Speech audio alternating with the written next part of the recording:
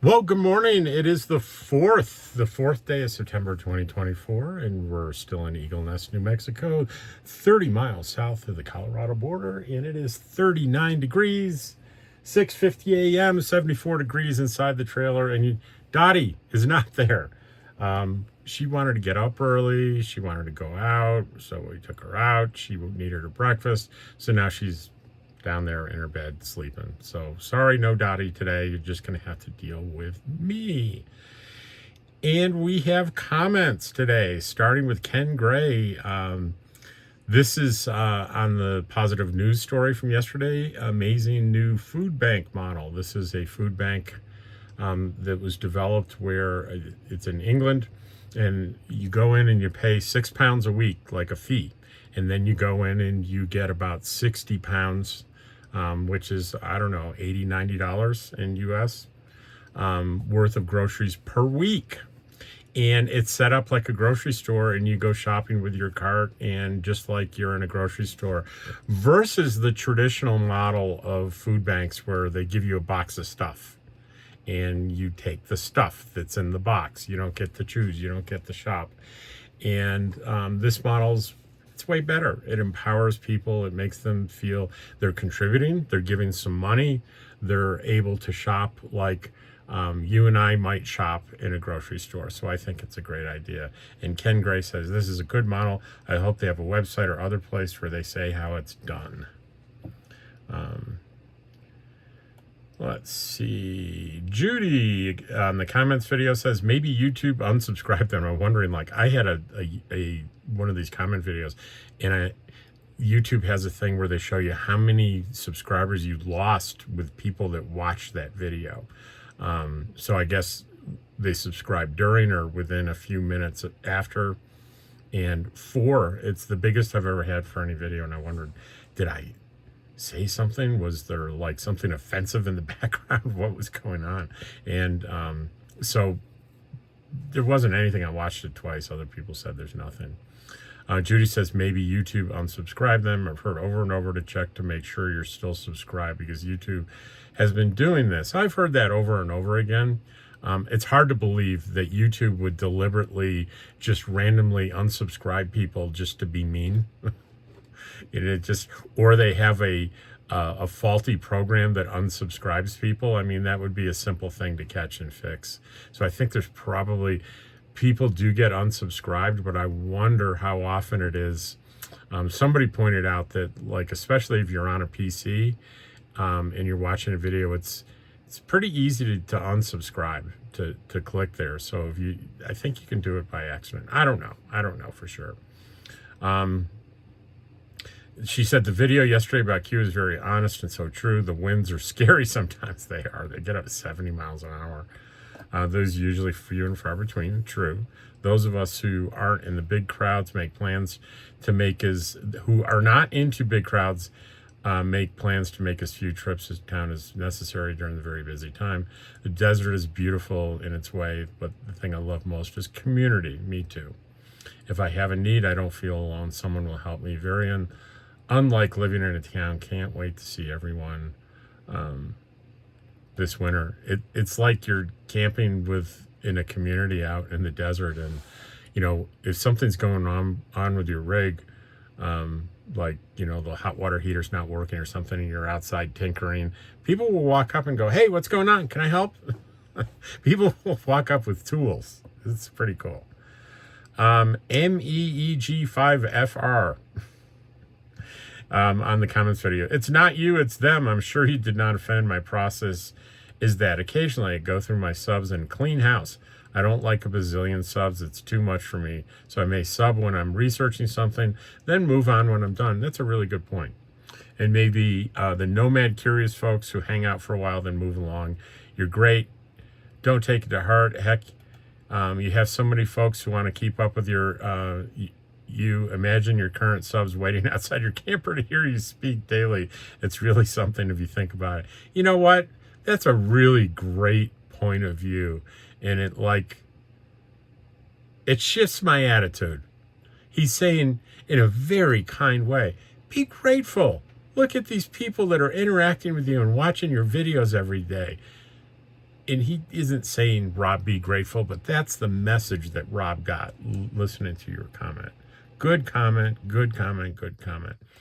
Jose Gonzalez, what I like to hear the most is about the Quartzsite, Arizona. Yeah, that's, I've mentioned if I do anything, a video, anything to do. I did a video on Quartzsite the other day and boom, 1,000 views. It's 1,300 now. And I know if you watch big channels, 1,000 views is nothing. But for me, it's a big deal. M. Campbell says, I can certainly emphasize with the mental recall problem. Yeah. After a certain age, I can tell people that I definitely have that information in my mental filing cabinet. It's just that the correct drawer is a little stuck right now. Give me a minute to jiggle the handle and I'll have it. Great way to say that. It's there. It's in a drawer. It's filed away, but I need to jiggle the handle and fiddle with it. I'll have that information for you in a couple minutes. That's kind of the way it goes. Bob Stellmaker. I love boondocking in Quartzsite. I hope the yacht club sells and is open this winter. And I said, me too. Yeah, I just got a membership last year. A friend of mine bought me a membership to the yacht club and they closed. Jack Schweitzer. Okay, so Jack, special guy. Today's long form video features Jack. He's like a local here in Eagle Nest, and I consider him the local historian. He's very connected to the museum and visitor center, and I have an hour-long interview with him about Eagle Nest, the area, the history, that amazing abandoned resort that's up by the edge of the lake that fascinates me so much. So, he's talking about the birds that we discussed, and he says the yellow-billed magpie is adapted to the hot summers of California and Central Valley and experiences less heat stress than the black-billed magpie. So there is a black bird out there with a yellow beak that is not in a cartoon. Well, it may be in a cartoon, but it's real. Good point, Jack. Thank you. Naj. YouTube likes to unsubscribe people randomly. I was unsubbed by YouTube as I was in the live stream of that channel. YouTube unsubbed me 3 other times from a channel I watch frequently, so it might be YouTube and not the people. Okay, Ken Gray.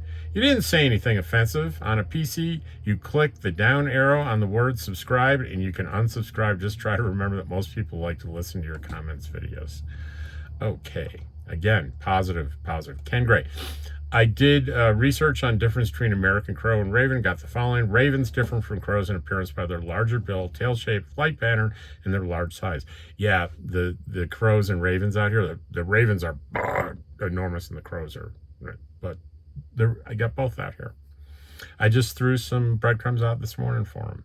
And Dottie tried to eat them. I stopped her. Lisa! And so the other video I had was no one admitted to this video under 60 years old. That was tongue-in-cheek.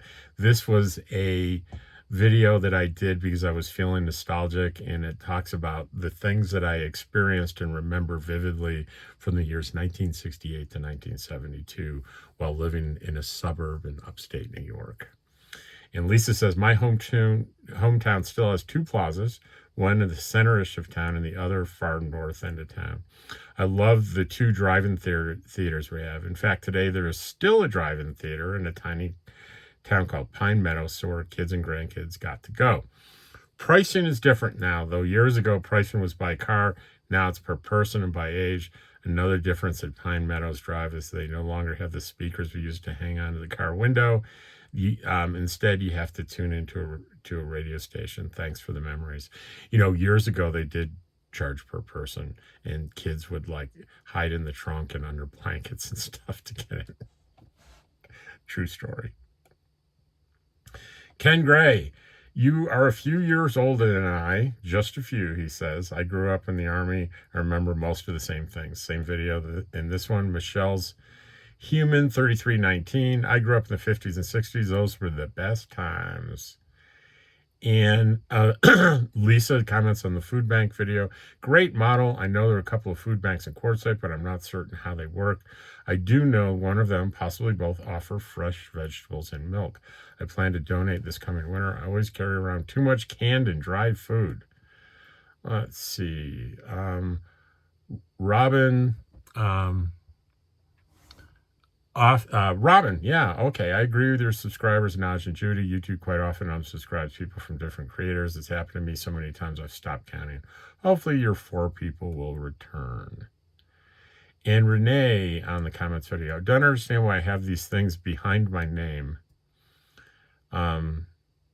It's funny. Depending on what screen I'm on, the YouTube name will be a series of random letters and numbers, and then the same comment on a different screener, it'll display the name. I don't know what that's all about. We were in queue for the Grand Design Rally, but stayed at Imperial Dam for the season. We'll probably stay at queue next time. We're staying on the East Coast this year to stay close to our kids' grandson for the holidays.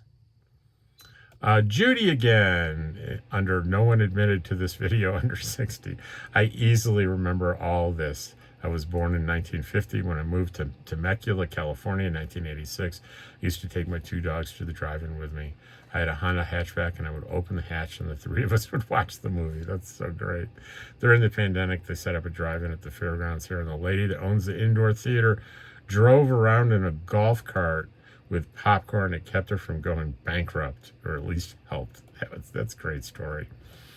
On my video, do you have what it takes to love Quartzsite? And Nana says, I enjoy your videos. Hope to make it to Quartzsite this winter. Maybe we might meet. Yeah, I'm going to have a meetup. Nana Chris Casita. I love casitas. Might be because I have one. I bet you have one because of your screen name there. And that was for a short, saddest part of Nomad Life, saying goodbye. That's saying me with a short saying goodbye to Charlie and Diane. So, every morning when Charlie and Diane were here, if you go out the door they're to the left, maybe, and Charlie sits in a seat, in a chair, looking at the lake by this little, by the side of this little building that has the restrooms in it. And I would go out every morning and sit with him, and we'd have coffee and talk. But Dottie loves Charlie and Diane. So it got so I wouldn't put Dottie on a leash. I would just let her out, and she would go out, and she would look over there and see Charlie, and she would take off like a rocket right to Charlie. It was so much fun every morning. And now she goes out, and she obviously looks for Charlie. It's kind of sad watching Dottie look for Charlie, and Charlie's not there anymore. They left. And I sent Charlie a picture of Dottie looking off towards where he was camped. Sad, sad, sad. So next one. I'm getting off topic here. Oh, come on. Famous Unknown 8082 is no one under 60. I grew up in the 70s and early 80s and still keep in touch with many friends from back then. We often talk about how grateful we all are to have grown up when we did, without cell phones and social media. I can still remember the feeling of opening up my locker at school and finding a note from my girlfriend, all neatly folded up the way they used to do so they could slip it through the locker vent. Funny how I don't get that same feeling these days with a text message. Wow. Yeah. The kids, I don't know, do they still do that in high schools? Slip a note through the slot? I bet some kids do. I bet they do. I bet it's rare, but I bet it's done. But that's a sweet memory. Randy, about the food bank, any act of charity while allowing the recipients to maintain their dignity is wonderful. Agreed. Naj, I remember the early 70s, there was a Burger Queen and a Burger King. That's great. I also remember bubblegum, 1 cent bubblegum. I remember 1 cent, the little The little bubble gums were a penny, and when you open them up, they were rectangle, and they were perforated kind of, and you could break it apart, and it's two pieces. 25% chocolate, 25-cent chocolate bar. Nash, you're probably a little younger than me, because this time period, 25 cents. No. We're talking 5 and 10 cents for a chocolate bar, but compared to today, 25. What's a chocolate bar today? A couple of bucks, $2. Yes, we played in construction site also. It was fun. Let's see. Eric Stagg 809, thank you for bringing us positive news. That's about the food bank. Mark Dykes 6928.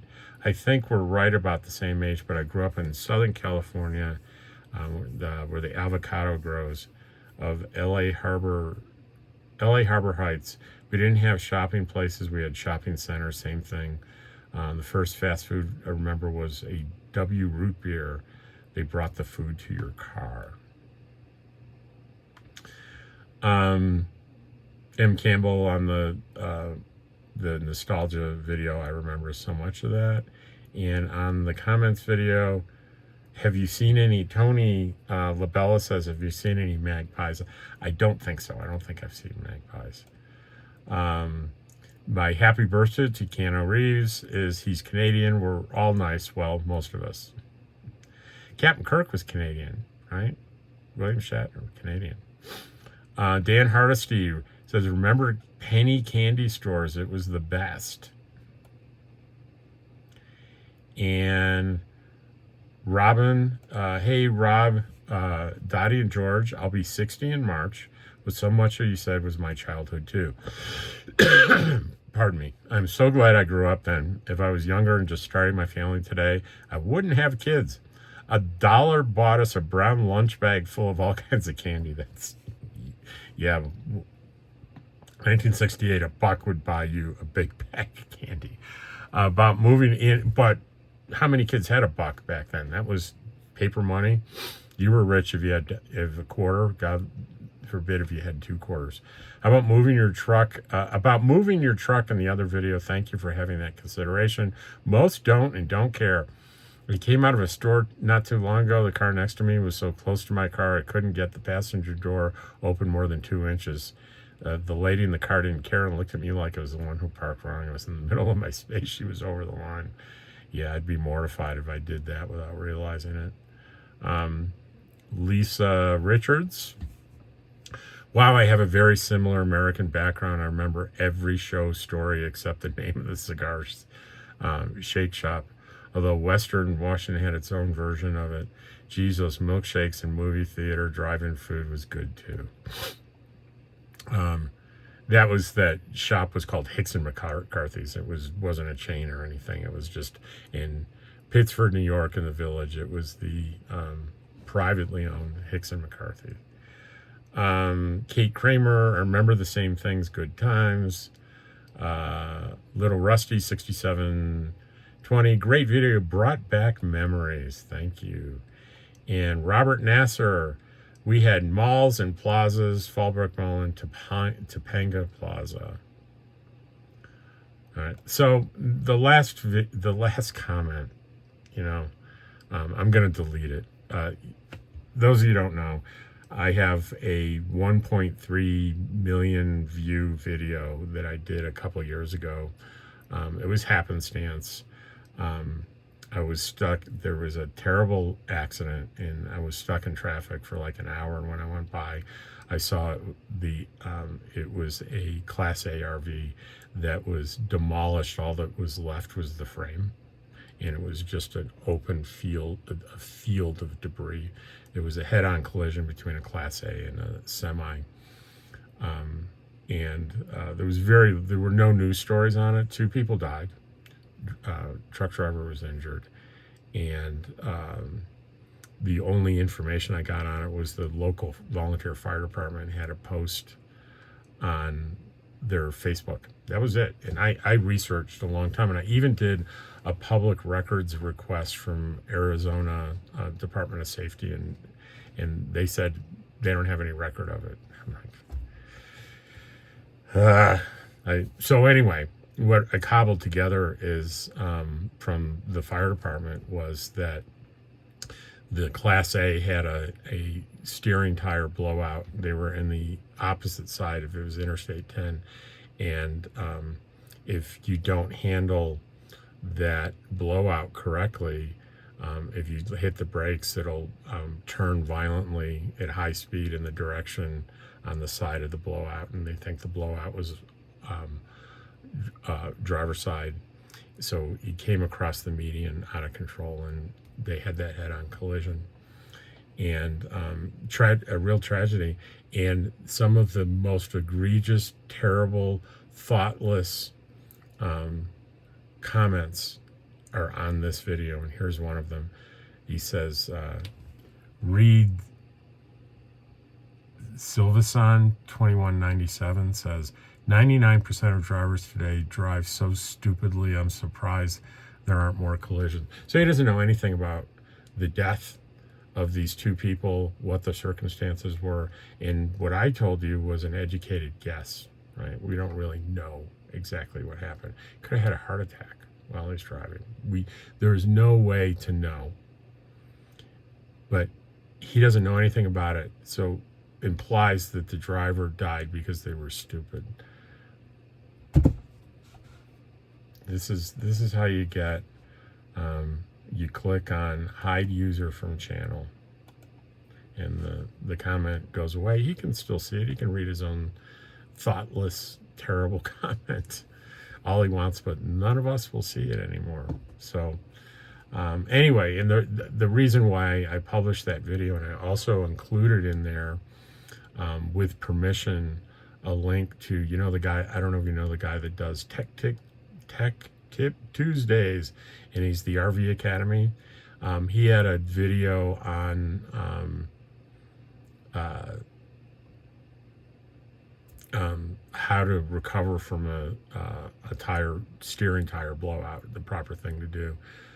So I referenced that video, and the whole intent of me publishing this thing at the time was, hey, here's a tragedy, and here's what you might, if this is what happened, here's what you might be able to do to prevent it. And I also talk about the importance of checking your tires, a tire pressure monitoring system, and all the things that we can do to maybe prevent these kinds of tragedies from happening. That was my intent. And it was a 1.5-minute video, and it was filled sloppily from my dash as I went by. And the thing that I think made it viral, and it, you know, people accused me of being clickbait, but a friend of mine, an experienced YouTuber, said, you know, when I said, you know, I know they're in this debris field, they're still two bodies. They didn't have time to come in and remove the bodies. And there's a place where I think I see one of the bodies, if you look closely. And she said, if you don't say in your title that there's graphic content, you could lose your YouTube channel. And I don't even know if that's true, but I assumed it was true. So I put warning graphic content, and I think people expected gore. So over the next year, it got over 1 million views. But my hope is that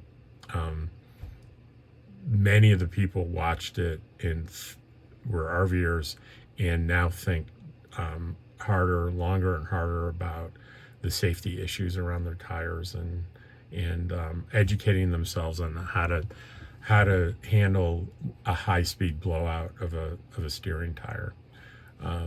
So anyway, that is today's. I will see you tomorrow.